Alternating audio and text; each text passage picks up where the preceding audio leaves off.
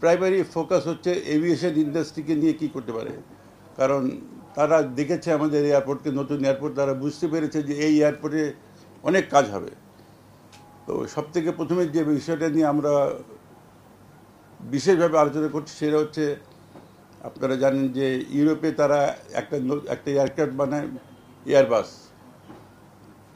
বাংলাদেশে আমাদের বোয়িং আছে, আমরা এয়ারবাসও কনসিডার করছি, যাতে একই ধরনের প্লেন না কিনে দুই ধরনের প্লেন হলে আমাদের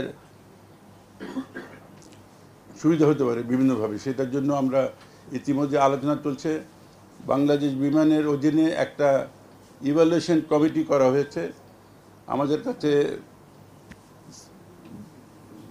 এয়ারবাস ইতিমধ্যে তাদের অফার দিয়েছে, ফাইন্যান্সিয়াল অফার, বিভিন্ন অফার দিয়েছে। সেই অফারগুলিকে ভালোভাবে স্টাডি করে তারপরে আমরা সিদ্ধান্ত নেব। আজকে এবারই ওনারা চাচ্ছিল যে একটা এমইউ সাইন হোক। আমরা বলেছি না, এমইউটা এখন সাইন করতে পারবো না, কারণ এখন ইভ্যালুয়েশন কমপ্লিট হয়নি। ইভ্যালুয়েশন কমপ্লিট হলে তখন এই এমইউ সাইন হবে। এছাড়াও সিকিউরিটি, গ্রাউন্ড হ্যান্ডলিং, এই ধরনের বিভিন্ন বিষয় নিয়েও তারা ইন্টারেস্টেড।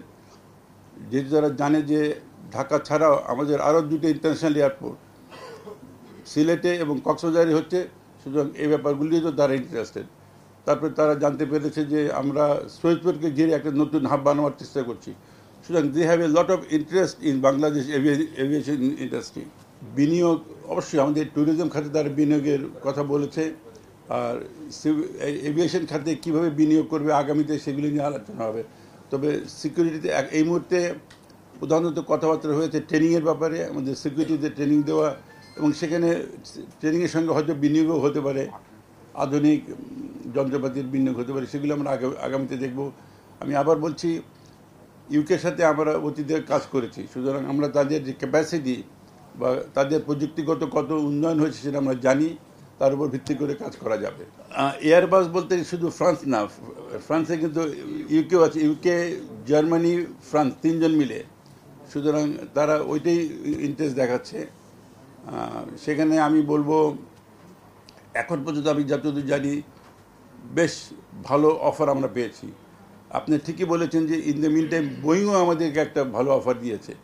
আমরা এই অফারগুলিকে আমরা ইভ্যালুয়েট করছি, যেটা বাংলাদেশের জন্য, বাংলাদেশের স্বার্থে সবচেয়ে ভালো হবে সেটা আমরা কনসিডার করব।